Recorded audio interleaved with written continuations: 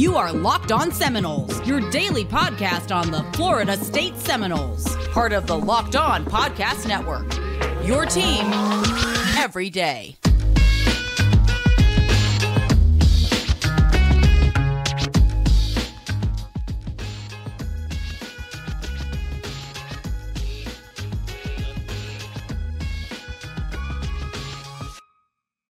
Good morning, good afternoon, and good evening. Welcome back to another edition of Locked On Seminoles. What's up, everybody? It's your boy Drake here, and today I'm joined by Mr. David Wise. Davey, how you feeling right now?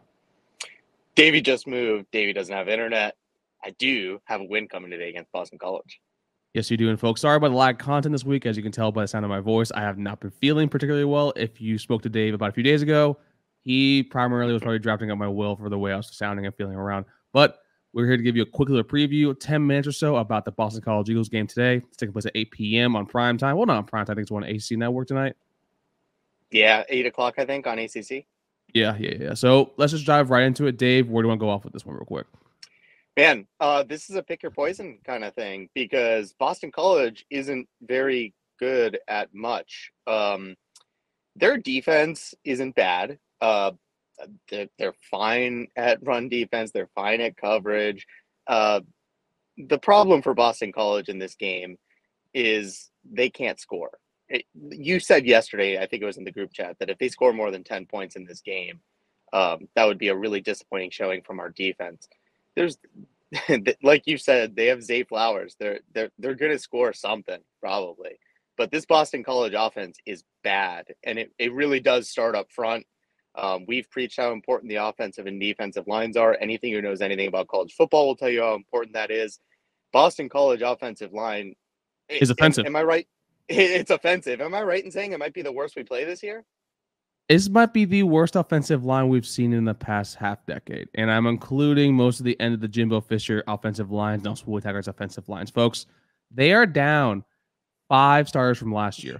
4 of them left to the NFL. 1, Christian Mahogany, who wasn't all ACC caliber offensive lineman because Boston College typically has very good offensive linemen. He was out due to a leg injury to sustain during a pickup basketball game. And now you have not only 1, but 2 starters being walk-ons. And these aren't Trayshawn Ward caliber walk-ons. These are kids that basically it's basically next man up. And at this point now where if we had Jared Verse playing in this game, I would honestly fear for the safety of anyone in the backfield for Boston College. Right. So this is a Florida State defense that obviously we had really high hopes for coming into this year. We said again and again, this should be a top 25 defense, and it should be absolutely a top 5 defensive line in all college football, especially when Jared Verse is healthy. So you're going to need to show me something this game, defense. Adam Fuller, I'm looking at you. We're going to need to see a dominant performance. There's no reason we shouldn't be able to aggressively get after the Boston College quarterback. There's no reason we shouldn't be living in the backfield, both on run plays and on pass plays. If we're going to be the team that is this 3-0 team, obviously Jordan Travis and the offense and Tate Rodemaker last week have picked us up, and the defense bowed up against Louisville when they needed to. But this is the kind of game where you have to make a statement and say, no, it's not just the offense this year, which has been the strength of this team, weirdly enough. If this is going to be a well-rounded team that's going to compete for 9 wins, we're going to need a defensive showing against the one team that should allow us to look like an elite defense. You need to impose your will up against Boston College. If you folks check out our, sit down with AJ Black that we dropped on Friday, well, yesterday, obviously.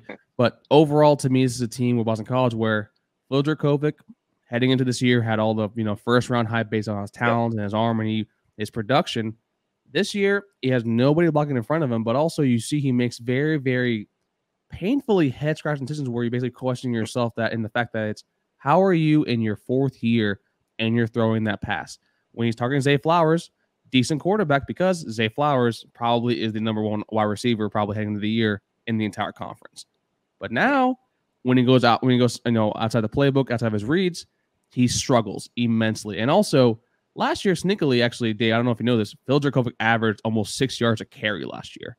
And this year, he's actually not running the ball as much at all whatsoever. And whether that's a discussion between him and the new offensive coordinator is neither here nor there. And also, apparently, there is some dissension in the locker room between the players and Coach Jeff Hafley, too. So this is a team that basically right now is trying to hold on at this point.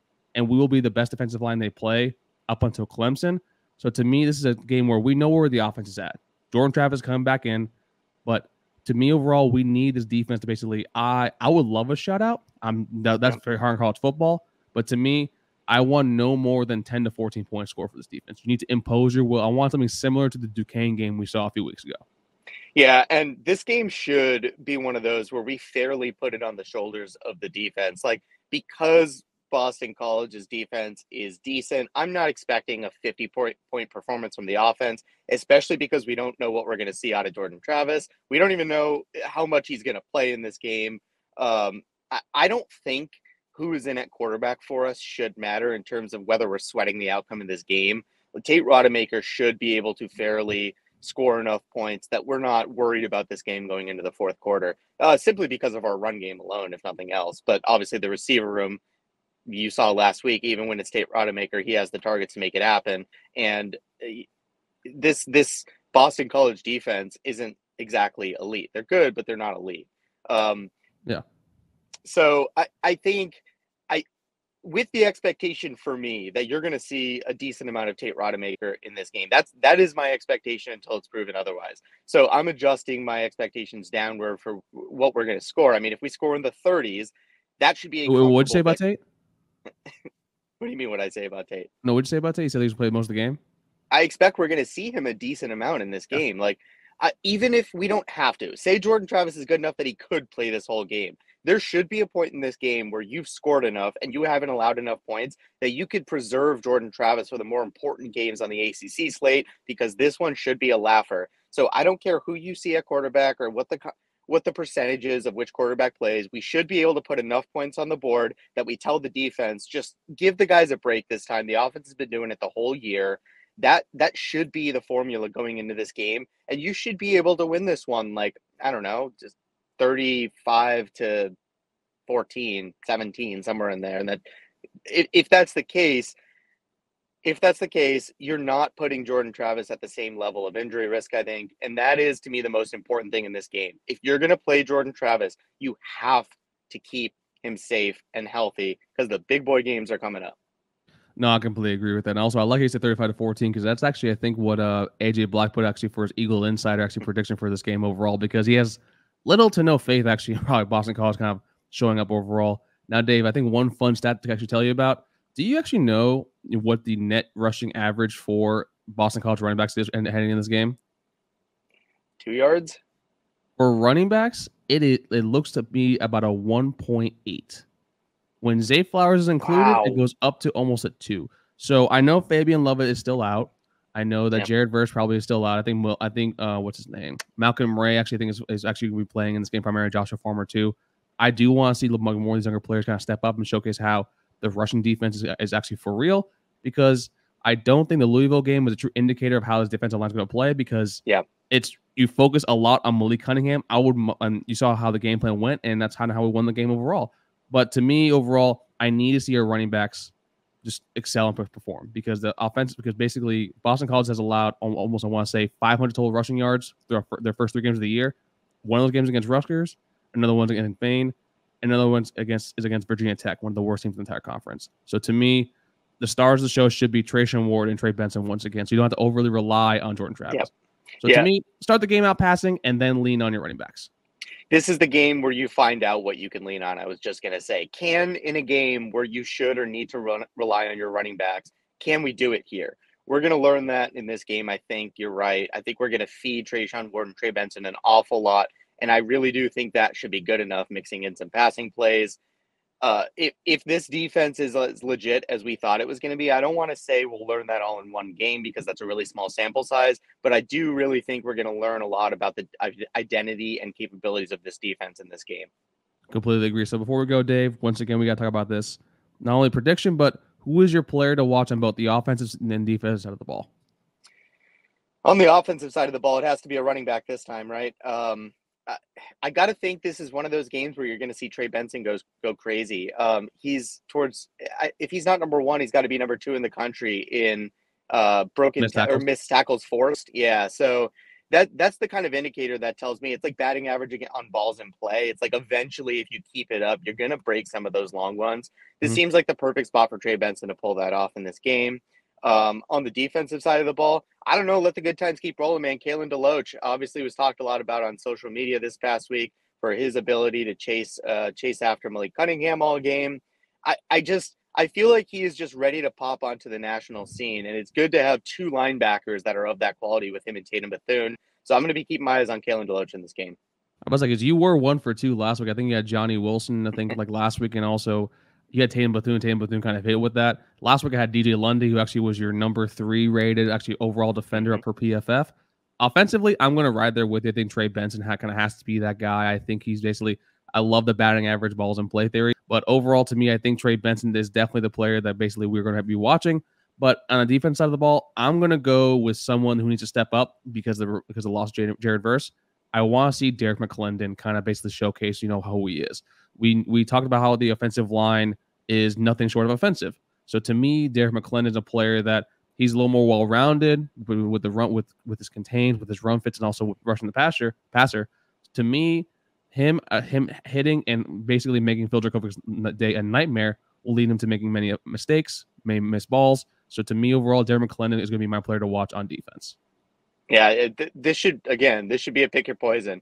You should see a lot of defensive players have great days and pad their stats in this game. And if that doesn't happen, I still think you don't need a great defensive performance to win this game. I think this should be a comfortable win, but I'm really looking forward to seeing like the upper limit of what these defensive players can do, both individually and as a unit.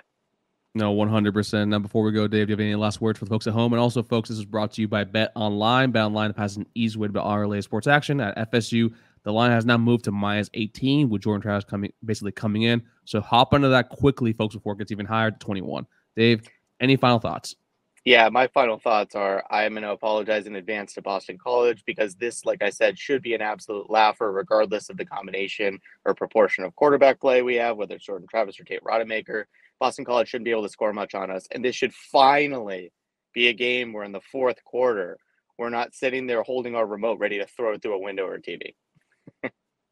Yeah, please don't do that, folks. Either. We don't condone that kind of behavior here on Locked On Seminoles. But yeah, I completely agree. This should be a laugher. This should be a game that we can just relax, chill, and hit on into Sunday 4-0 and remain undefeated overall. But folks, thank you guys so much for each and every single one of you for being a Locked On Seminoles for us each and every single day. And we appreciate all the love and support. And thank you for the patience for this week has been a little bit more difficult as in Dave is moving into a new house and for some reason he has little to no internet. I don't know. We can discuss that at a later date. And then myself being basically under the weather the past few days. But for myself, this was Drake, and that was Dave. We'll see y'all next time on Locked On Seminoles. Take care, everybody, and go Noles. Happy game day. Go Noles, baby.